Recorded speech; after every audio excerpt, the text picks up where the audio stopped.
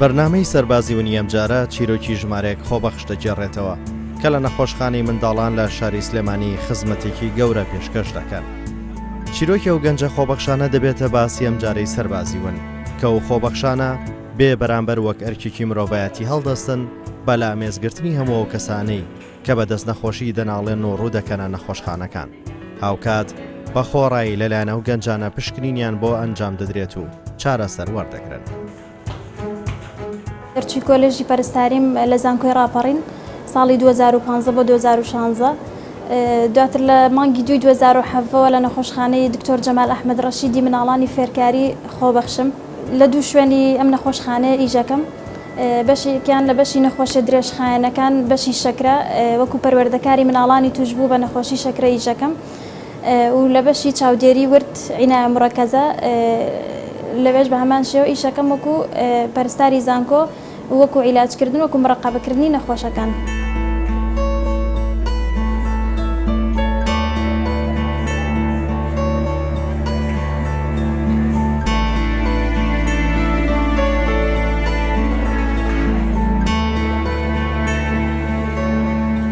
ئەم نەخۆشخانەیە لە مناڵ لە دوای خوددەجەوە لە مناڵی تازە لە دایک بوو هەتا وەکو 7 ساڵ 8 ساڵ نەخۆش وەرەگیرێ. پێشتر لە بەشی ئیستیشاری لە نەخۆشخانەی مناڵان نەخۆش ئەبینرێ لەلایەن دکتۆری پسپۆڕەوە. پاشان ئەگەو نەخۆشی کە پێویستی بە عیلاجی بۆ ئەنووسرێ ئەوەی کە ئەو نەخۆشانش کە پێویستیان بەداخڵکردنە یەنە بەشی ئەم بەشەی تری نەخۆشخانەی دکتۆر جەمال ئەحمەد ڕەشید لە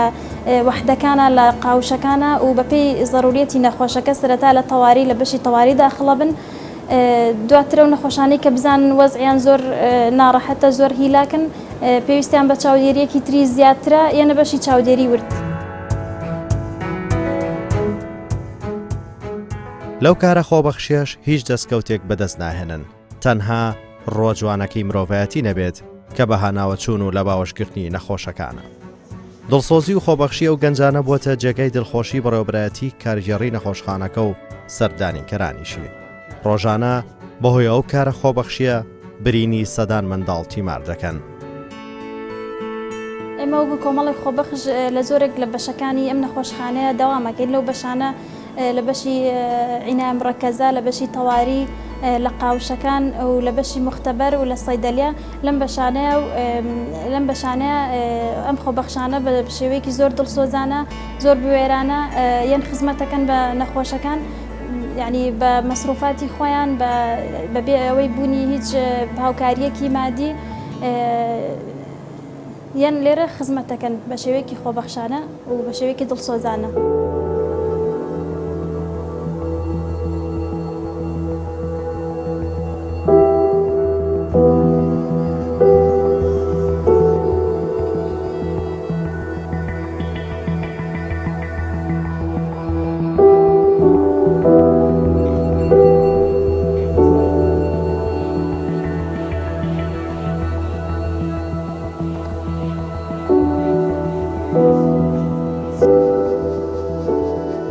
ئامانجی ئێمە بەدەرلەوەی کارێکی مرۆڤانەیە ئێمە خزمەتکردنی ئەو مناڵانەیە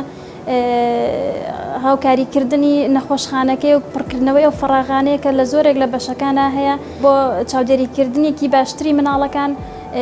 کە لێرەیە ئەتوانن خزمەتێکی باشتر بکەن بە کوالیتێکی باشتر لەوانەیە نەخۆشخانە بەبێ ئێمە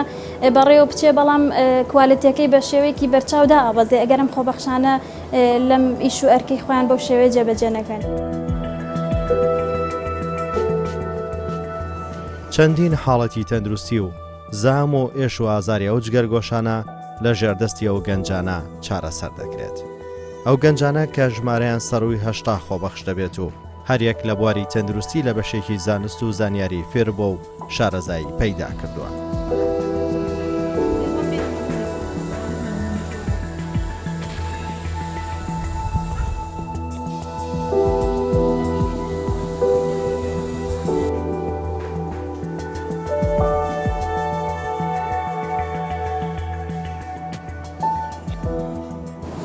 و لە بەشی عینایە ژمارەیەکی زۆر نەخۆش لەوێ لە هەموو یعنی جۆرە نەخۆشیەک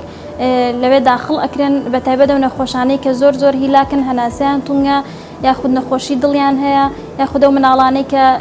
تووشی گەشتکە ئەبن یان بە تایبەت مناڵانەی کە شەلەل دەماخن یعنی لە هەموو ئەو نەخۆشیانە لەوێ داخڵ ئەکرێن لەوێ بێ مراقبەیان بکرێ بێ چارەسەری پێویستیان بۆ بکرێ و بە هەمان شێوە لەگەڵ یا بێ لایەنی دەرونیان پێویستە لایەنی دەرونیان ڕابگرین چونکە بەڕاستی هەر نەخۆشێکێتە ئەو بەشە نەفسیەن زۆریان ئەڕوخێن هەنێکیان ینی ئازارێکی زۆری نەفسیە کێشن یان هەنێکیان ئەمەلێکی وایان بە ژیان نییە ئەبێ ئێمە مڕاعاتی لایەنی دەرونیشیان بکەین.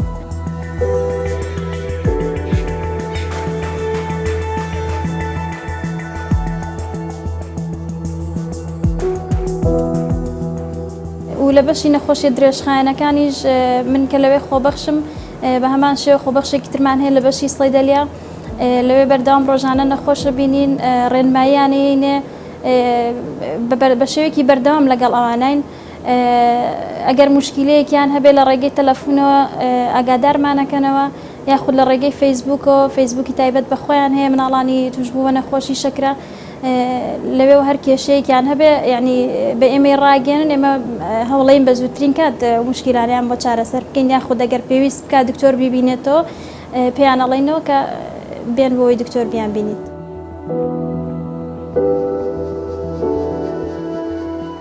ئەو زانیاری و زانستەشیان کردووە بە چرای ڕووناکی بۆ ئەو دڵانەی کێش و ئازار دایپۆشیون و لە ناوەندەکانی وەرگرتنی چارەسەر لە چاوەڕوانی دەستی ئازارشێنی ئەو خۆبەخشانە.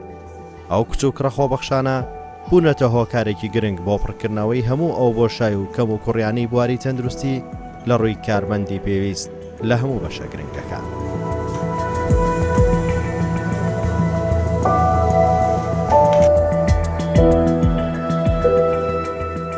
هەموو نەخۆشانەی کە داخڵە بن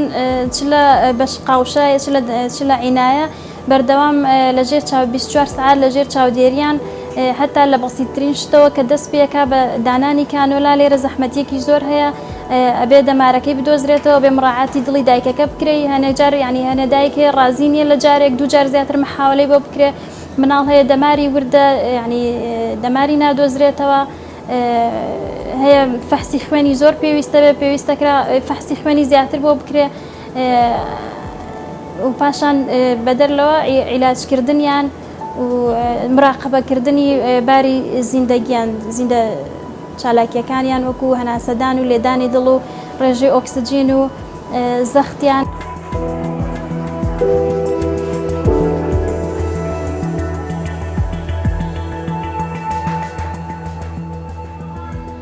خۆبەخشەکان لێرە ڕۆڵێکی سەرەکی لە هەموو بەشەکانی نەخۆشخانەکان دەگێڕن تا قورسترین کار کە ئەنجامدانی نەشتەرگەریە لەسەرجام بەشەکانی ئەم نەخۆشخانەیە بێبەرامبەر و بەخۆڕایی ئەو کارە ئەنجام دەدەن. ڕۆژانە وە کارکارمەندێکی فەرمی دێنە سەر کارەکەیان و ئەرک ڕادەپەڕێن و ئێشک دەگرن. ئەو کەسە دڵسۆزانە بوونەتە پارێزەری گیانی ئەو نەخۆشانە.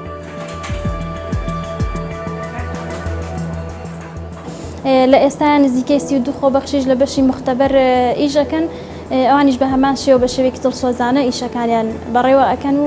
ئەو چالاکیانەی کە ئەکرێت لە بەشی مختبەرە ئەوان بەڕێوە یابن.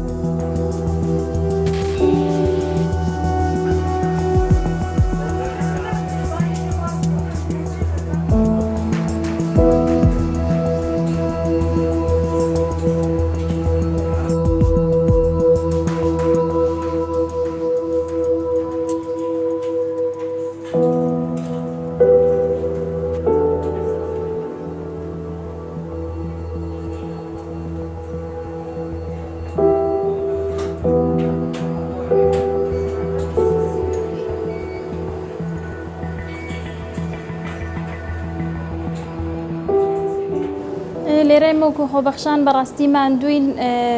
یعنی بە جۆرێک لێرە تووشی ئەنواع مشکلە ئەبیت شەنەها نەخۆشیێت ینی حاڵەتێکی ئەیبینی نەفسیەن پەیمانوە بێ نەخۆشی زۆر هیلاکە بینین ئەبێ تۆ مڕاعاتی ئەمانە هەمووی بکەی دەرونیان ڕابگری بەو پێی کە مناڵ توێژێکی هەستیارە پێویستە ینی بە شێوەیەک مامەڵیان لەگەڵا بکەی هەم لەگەڵ خۆی هەم لەگەڵ دایک و باوکیان کە لایەنی دەرونیان ڕابگرین و جگە لەوەش ماندووبوونی خۆبەخشەکان ئەوەیە کە ئێمە لەسەر ئەرکی خۆمان و بەدەوامێکی ئەوە نیە بڵین بەدڵی خۆمانە بەدەوامێکی دیاریکراوە بە کاتێکی دیاریکرا و ڕۆژانە چەنەها نەخۆشە بینین و ڕوبەڕووی چەنەها کێشە بینەوە.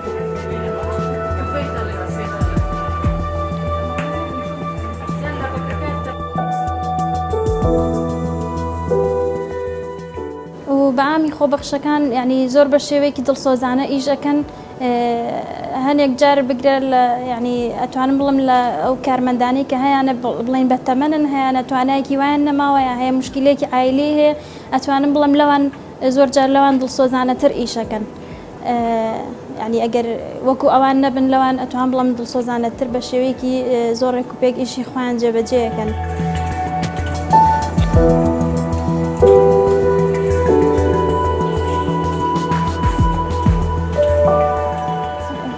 فراقێکی زۆر ئەکەوێتە ناو خەستەخانەوە ئەگەر یعنیم خۆبەخشانە ئیش نەکەن یاخود بەهر هۆکارێک بێواز بهێنن دەوامەکان ینی 5 ریزن ئەتوانین بڵێن لە مانگێکە 5 خەفارەت بۆ 10 خەفارەتمان هەیە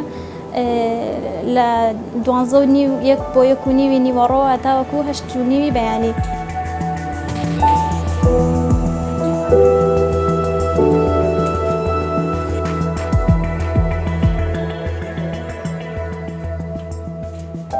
لێرە خۆبەخشەکان قوربانی بە ژیانی خۆیان دەدەن بۆ گەڕانەوەی ئومێدی سەدان دایک و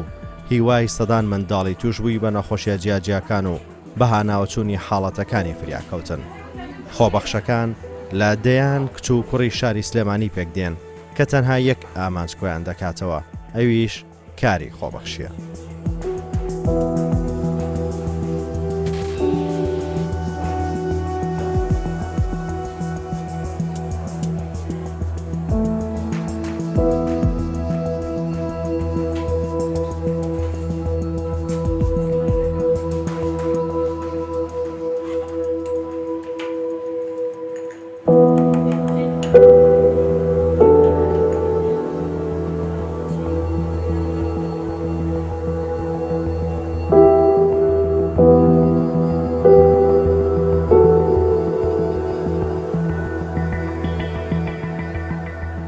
لە خەستەخانەی مناڵان داوامەکەم لە بەشی عینایە چاودێری ورد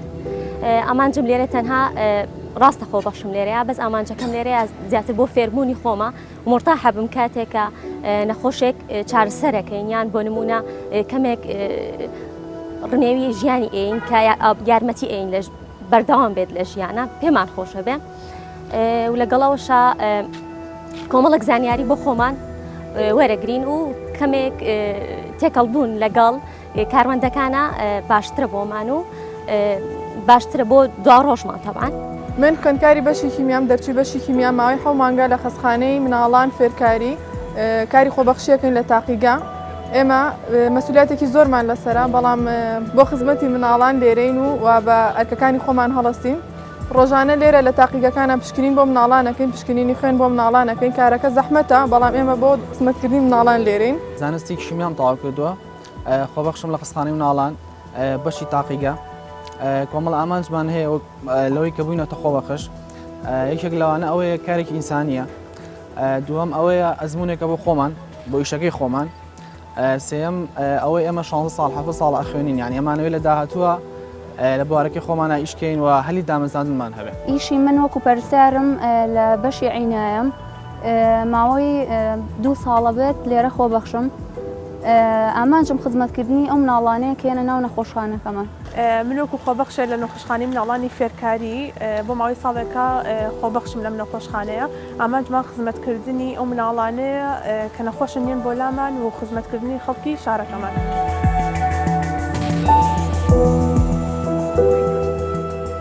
لەو نەخۆشخانەیە کە ڕۆژانە سەدان منداڵی نەخۆش ڕووی تێدەکەن بۆ وەرگرتنی چارەسەر و پشکنین و نەشتەرگەری و وەرگرتنی تیشک.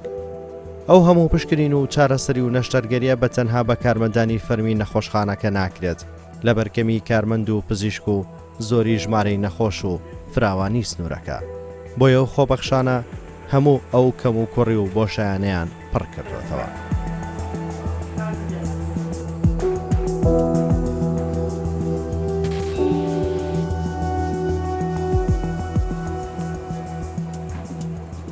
کەرتی تەندروستی کەرتێکی خزمەتگوزاریە و مرۆڤ دۆستیە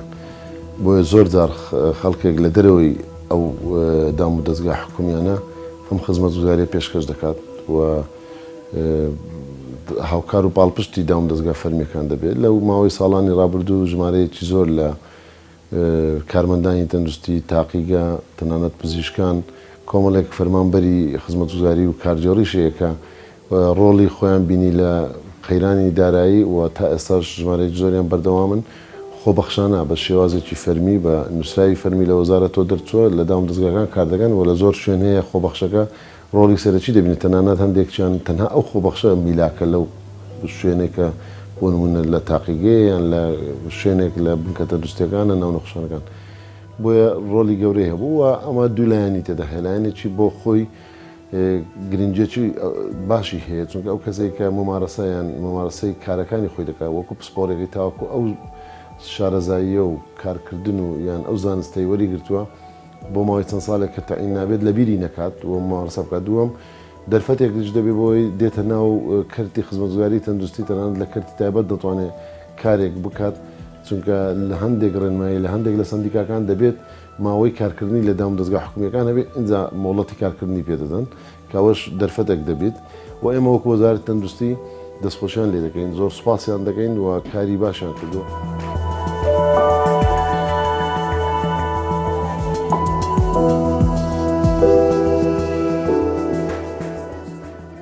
لە هەموو کەلێنێکی نەخۆشخانەوە بەشەکانی فریاکەوتن و منداڵان و تاقیەکان دەبیندرێن و شوێن پەنجەیان دیارە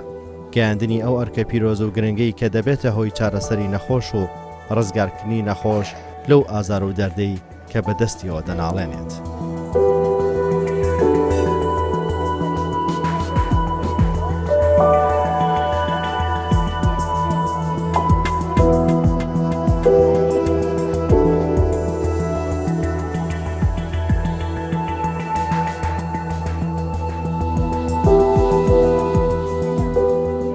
کاری بۆ خۆبەخشی لە هەموو دنیا کارێکی زۆ پیرۆزە ئەو کاتانە کاری خۆبەخشیەکەن کەسێک کە کاتێکی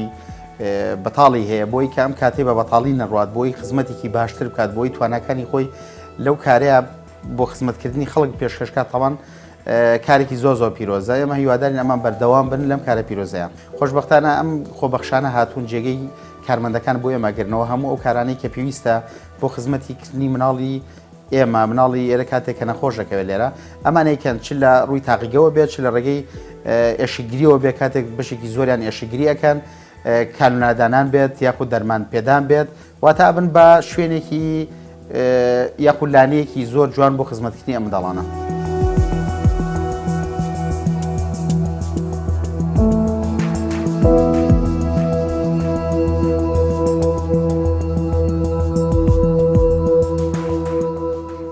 بەشی تیشکمان هەیە ئێمە کە لەوێ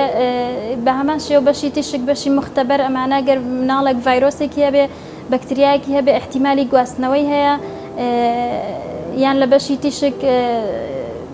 کە تیشکەکەی زەرەرێکی احتیمالە زەرەری هەبێ بۆ ئەو نەخۆشە بۆ یاخود بەشی تیشک کە ئەڵێن لەوانەیە زەرەری هەبێت تیشکەکە بۆ ئەو کارمەندانی کە لەوێ ئیشەکەن بە خۆبەخشی.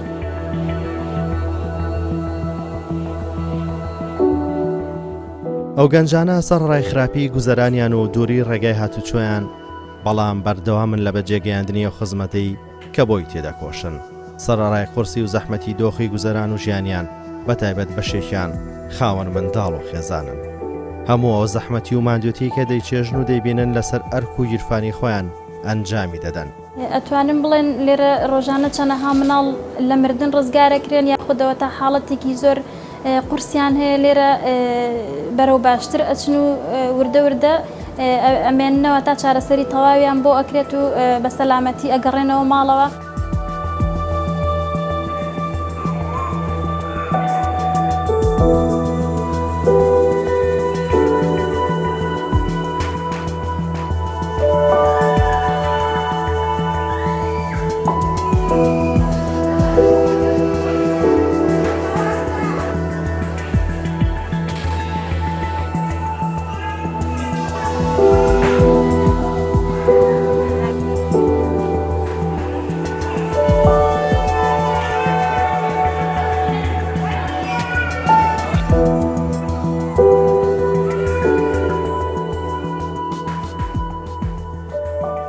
من دەرچووی بەشی کیمیام ساڵێکە تەخەڕوجم کرد و خۆبەخشم لە خستخانەی مناڵان ماوەی ساڵێکە لێرە کارەکەم لە مختبەر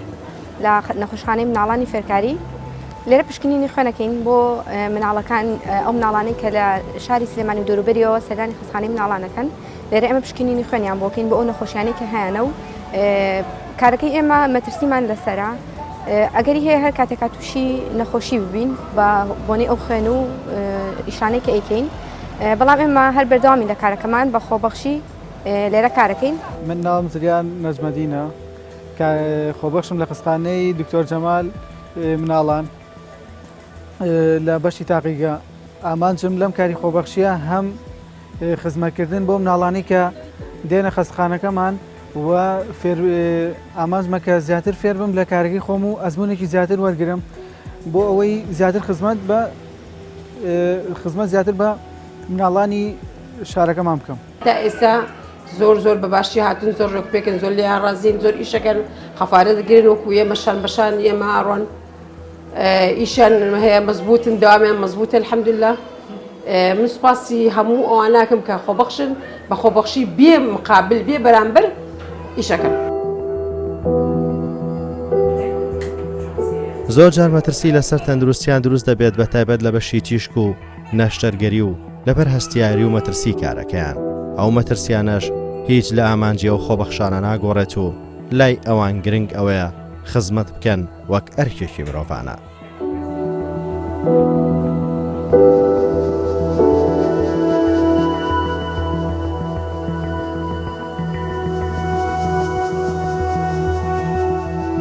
حەز دەکەین ڕێز لە کارە خۆبەخشەکانمان بگرن. ئامانجی ئێمە پاراستنی مناڵە چاوگەشەکانە. چاودێری تەندروستی مناڵەکان ئەرکی ئێمە. هەموو هەوڵێکمان بۆ گرنگیدانە بە تەندروستی منداڵەکان. تاکە هیوامان ئەوەیە خوێندنەکەمان بە هەدەر نەچێ و ئەو خۆبەخشی کە کردومانە بە هەدەر نەچێت.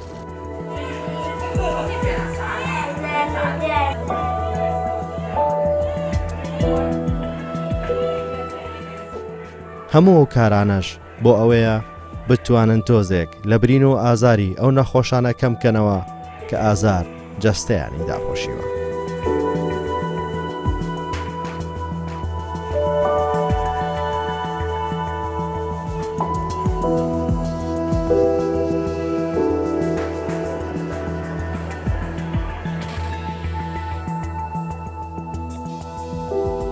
کارکردن لەگەڵ خەڵکی نەخۆشە بەتابەتی ئەگەر ئەم نەخۆشە منداڵ بێت کارێکی زۆر قورس و گرانە بەڕاستی سیرەکەی مناڵێک تا کانولایەکی بۆدان لێ چەندین جار گریانێکی زۆری بۆ دروست بێت ناڕەحەتێکی زۆری بۆ دروست دەبێت تەنانەت نەگەوەی کە ئەم کارمەندانە ئەم ئیشانەکەن زۆر جار دایک و باوکانشان ناڕەحەتە بن لە بەرامبەرە بەڵام من پێم باشە هەموو کەس بۆ بەتابەتی حکوومەتی وە خەڵکیش ڕێز لە کاری ئەم خۆبەخشانە بگرێت و ڕێز لە کارمەند و پزیشک بگرێت چونکە ئەبێ خەڵک ئاگادار بێت ئەو کاتانەی کە سەردانی پزیشک یاخود کارمەندێکی تەندروستیەکات لە ئازار و ناڕەحەتیدایە لە ماندوو بوونایە لە کاتێکی خۆشانیە لەوانەیە زۆر جار کەسێک کە سەردانی فەرمانبەرێکە لە شوێنێکی ترە ئەو کاتە لەوانەیە بۆ ڕاپەڕاندنی ئەرکێکی بێت خۆشیێکی تیاابێ بەڵام کاتێک کە سەردانی ئێماکە لە نەخۆشخانە سیرێکی لە ناڕاحەتیدایە بۆیە لەو کاتەدا تۆ هەڵسوکۆتکردن لەگەڵ کەسێک کە ئازاری زۆرە ناڕاحەتی زۆرە بەڕاستی قورسە بۆیە من داوا لە هەموو خەڵکەکەمەوە داوا لە حکوومەت شەکەم کە لە بەرامبەر ئەم کاری خۆبەخشەیە ئەم کاری ئەم کۆمەڵە گەنجی کە ئەیکات بۆ خزمەتکردن بەم منداڵانە بە تایبەتی لە کاتی ئازار و ناڕەحەتیە گویان لێ بگیرێت تەقدیر بکرێت و پێزانینە بۆ بکرێت وامێ زۆر سوپاسی ئێوە بکەم کە بەڕاستی چین و توێژێکی زۆر باشتان هەڵبژاردووە بۆ بەرنمەکەتان کە بەرنمەکەتان سەربازی وونە بەڕاستی ئەمانە سەربازی ونن بەڕاستی ئەمە پێویستە خەڵک بیان ناسێت بیان بینێت لە ماندووبوونیان تێبگات هاوکاریان بکرێت من دەستخۆشتان لەکەم سوپاسی ئێوەکەم بۆ سوپاسی بەردەوام هیوادارم ئەمانیش بەردەوام بن لە کارەکانیان و هیواداریشم کە لە زووترین کاتە پاڵپشتێکی مادی معنەوی باش بکرێت بۆ ئەوان.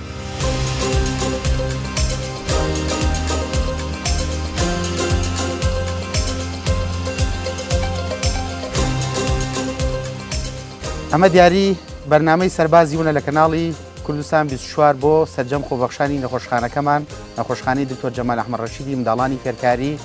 بۆ ئەو خۆبەخشانەی کە ماندوولناسانە وەک سەربازێکی ون خزمەت دەکەن بۆ خزمەتی منداڵانی هەژارانی ئەم وڵاتە هیوادارین بەردەوام بن سەرکەوتوو بن دەستخۆشیان یەکەین پیرۆزتان دەبێت.